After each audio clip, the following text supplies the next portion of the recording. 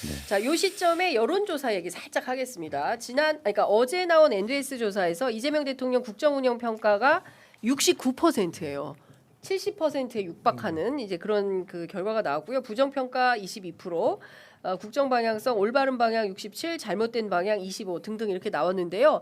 방금 전에 이제 갤럽도 조사가 발표가 됐습니다. 갤럽 조사 말씀드리도록 하겠습니다. 자, 이재명 대통령 직무수행 평가에 대해서 긍정 65, 부정 24. 전주에 비해서 2%포인트 하락했습니다. 지난주에는 67%였는데요. 이번 주에 65%로 2%포인트 하락됐다. 그리고 근데 부정평가도 또 1%포인트 하락했습니다. 25에서 24로 평가가 됐습니다. 제가 이제 지역별로 살펴보는 걸 굉장히 중요하게 생각을 하는데요. TK 지역 보면 긍정평가가 52, 부정평가가 28%로 집계가 됐습니다. 자, 부울경 보겠습니다. 부울경 긍정평가 57, 부정평가 33이고요. 서울은 잘하고 있다 61, 못하고 있다 27. 나머지는 좀 대동소이하다 보시면 될 것 같고요. 그리고 중도층 보면 잘하고 있다 64, 잘못하고 있다 25 이렇게 확인이 됩니다. 요인을 살펴보면 경제 민생이 17%로 긍정평가 1위를 했고요. 근데 마찬가지로 부정평가에서도 경제 민생 고환율이 17%로 1위를 했습니다. 긍정평가에서 플러스 3 된 것은 부동산 정책이고요. 그리고 뭐 국고 낭비 추경, 재정 확대가 또 부정평가 요인에 포함이 되기도 했습니다. 13대부터 21대 대통령 취임 첫 해 3분기 직무평가를 했는데요. 김영삼 대통령, 문재인 대통령에 이어서 이재명 대통령이 62로 굉장히 높은 평가를 받고 있다라는 말씀을 좀 드리겠습니다.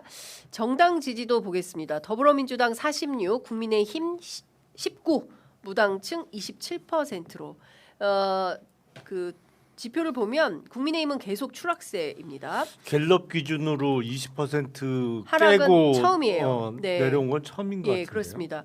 말씀 주신 대로 지난 9월부터 그러니까 최근 6개월치를 합산해 볼 때 19%는 처음 나왔습니다. 자, 그리고 지역별로 좀 살펴보면요. 대구 경북에서 민주당 27, 국민의힘 27 동률이 기록이 됐습니다. 부산, 울산, 경남 지역은 더불어민주당 35, 국민의힘 26 이렇게 집계가 됐습니다. 자, 우리 정부 중동 사태 대응 잘하고 있다 54, 잘못한다 19 이렇게 집계가 됐고요. 대다수 남성들이 잘하고 있다라고 평가했습니다. 60%의 남성들이 잘하고 있다, 잘못하고 있다 19로 집계가 됐습니다. 중도에서 57%가 잘하고 있다, 18%가 못하고 있다라고 집계가 됐습니다. 자, 요 정도까지 보고 말씀 듣겠습니다. 어떻게 평가하십니까? 몇 가지 이제 우리가 특징적으로 봐야 되는 게요. 역대 대통령들이 이제 이 시점에서 그러니까 집권하고 한 9개월, 10개월 지난 시점에서 보면 그 역대 두 대통령에 비해서 높지는 않잖아요. 네. 하지만 다른 대통령들은 하락을 했어요. 취임 초기에 비해서. 네. 근데 이재명 대통령은 취임 초기보다 지금 계속 꾸준히 오르고 있어요. 꾸준히 네. 상승하고 있는 거잖아요. 그러니까 어떤 뭐 일시적 이벤트, 퍼포먼스 이런 또는 뭐 특정 정책 하나를 가지고 잘했다 이런 평가를 받아서 올라가는 지지도가 아니고 국정 전반과 관련해서 아주 신뢰를 높이면서 탄탄하게 지금 상승하는 그런 지지도여서 이건 아주 의미 있다 이렇게 봐야 될 것 같고요. 이 추세는 저는 계속 유지될 거라고 봅니다. 그 다음에 이제 또 하나 특징적인 게 지금 갤럽도 그렇지만 그 TK에서 어떤 조사를 보니까 TK에서도 국정 수행을 잘한다 이런 평가가 60%가 넘더라고요. 이건 네. 매우 의미 있는 그런 지지도고요. 숫자고 네. 연령대로 보더라도 어쨌든 우리가 가장 취약한 연령대가 70대 이상이었잖아요. 근데 70대 이상에서도 잘한다가 훨씬 더 높아요. 그러니까 전 연령 그다음 지역에 관계없이 네, 네. 그다음에 추세 네.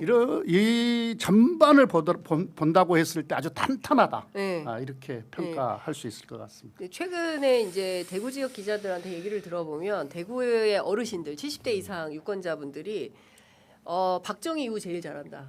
박정희하고 비교를 네. 하기 시작했다라는 거예요. 어떻게 보십니까? 일은 잘하대. 뭐 이렇게 지금이야 사실 거칠 게 없죠. 야당은 완전히 헤매고 있지. 그리고 전쟁이 터졌는데 국민들이 체감하는 것은 전쟁 전후가 큰 변화가 없잖아요. 네. 물론 이제 구체적으로 보면 그 유가 최고 가격제가 한몫한 것 같은데, 근데 요게 앞으로 리스크가 될 수도 있겠죠. 왜냐하면 오늘 아침에 제가 오면서 보니까 아직은 주유소 휘발유 가격이 변화가 없던데 네, 요게 처음에 올리면 바로 올리면은 찍혀가지고 네. 좀 이따 올린다고 그러니까 주유소 사장님이. 근데 이제 결국에 다음 주쯤 되면 오르겠죠. 리터당 한 200원씩 오를 거 아니에요. 네. 그러면 근데 요번에 최고 가격제를 시행하면서 많은 국민들이 거의 처음으로 안 거죠. 대통령이 휘발유 가격을 조절할 수 있네. 네. 이게 내리려고 하면 얼마든지 내릴 내릴 수 수 있네. 있네. 근데 지금은 최소 200원은 올려야 된단 말이에요. 네. 원유 가격이 거의 2배 가까이 뛰었으니까 네. 이게 지금 어쩔 수 없는 상황인데 그러면 대통령이 얼마 전에 체감했던 아니 이번은 왜 안 내려주지? 요렇게 되면 이건 리스크가 될 수가 있겠죠. 그리고 지금 납타가 모자라니까 뭐 네. 그래서 뭐 쓰레기 라면 종량제 그러니까. 봉투 뭐 사재기 얘기까지 나오는 거잖아요. 그래서 리스크는 산재에 있는 건 틀림없는 사실인데 그렇다고 뭐 확 꺾이거나 대세가 바뀌지는 않을 것 같고 또 이재명 대통령의 업무 스타일상 항상 한 발짝 빠르게 대처하는 게 앞으로도 지지율을 계속 견인하지 않을까 싶습니다. 네. 대표님 어떻게 보세요? 저는 그냥 두 가지 그 관련해서 말씀드리고 전 뭐 전문가는 아니지만 제가 최근에 대구의 서문시장을 갔었거든요. 근데 어르신이 저를 알아보더라고요. 네. 이거는 크게 바뀌고 있다. 왜냐하면 왜 제가 어르신이? 그러니까 뭐냐면 그분이 왜 저를 알아볼까요? 그분이 예를 들어서 주식에 관심이 있거나 부동산에 관심이 있다가 찾아보니까 네네. 이제 그거에 관심이 많은 거죠. 예. 그러다 보니까 예를 들어서 이재명 대통령이 정책이라든가 이런 거에 대해서 방향성이 틀고 예. 그래서 확실히 이 경제를 얘기하고 자산 시장을 얘기하는 게 효과를 내고 있다고 저는 생각하고 있고요. 두 번째는 과거하고 전 굉장히 달라진 점이 뭐냐면 사람들이 국민들이 외부의 효과와 내부의 효과를 구분하기 시작했어요. 무슨 얘기냐면 네. 예를 들면 과거에는 중동에 정쟁 나면 대통령 탓이라고 해요. 대통령 때문에 유가 올랐다고 얘기해요. 가다 넘어지기만 해도 네. 노무현 대통령 때문이라고 그러겠죠. 근데 지금은 그걸 구분하기 시작했어요. 이거는 어쩔 수 없는 거네. 네네네. 근데 그 구분은 어디에서 오냐? 열심히 하는 모습을 보여주고 있기 때문에. 그렇죠. 예. 그러니까 어떻게 지금 뭐 전쟁이 일어나는데 유가를 어떻게 내려? 그 대신 열심히 하고 있네. 이거를 우리 국민들이 드디어 구분하기 시작했다. 그렇죠. 이건 전 놀랄만한 변화라고 저는 생각해요. 그게 국무회의 라이브가 엄청난 맞습니다. 효과라고 생각합니다. 맞습니다. 이걸 실시간으로 다 맞아요. 보여주니까 저 사람 안 노네, 그치. 일하고 있네, 이게 다 확인이 되는 거예요. 그렇죠. 예전에는 막 비가 오나 눈이 와도 다 대통령 탓이었잖아요. 그렇죠. 근데 지금은 아니 비 오는 걸 어떻게 해? 네. 대신 잠은 안 자네. 근데 이제 앉아. 우리 국민들께서 지금 예. 상황이 예. 경제적으로 보더라도 여러 가지로 위기 상황이다라는 것은 다들 그쵸. 인식은 하고 네, 계시잖아요. 예, 예. 다만 이제 이걸 잘 헤쳐 나갈 것이냐, 대응할 것이냐, 정부가 대통령과 정부가 요 신뢰의 문제지 않습니까? 이 신뢰가 있어야 이른바 아까 말씀하셨던 뭐 사재기 같은 거 안 그렇습니다. 하고 뭐 예. 이렇게 될 거 아니에요.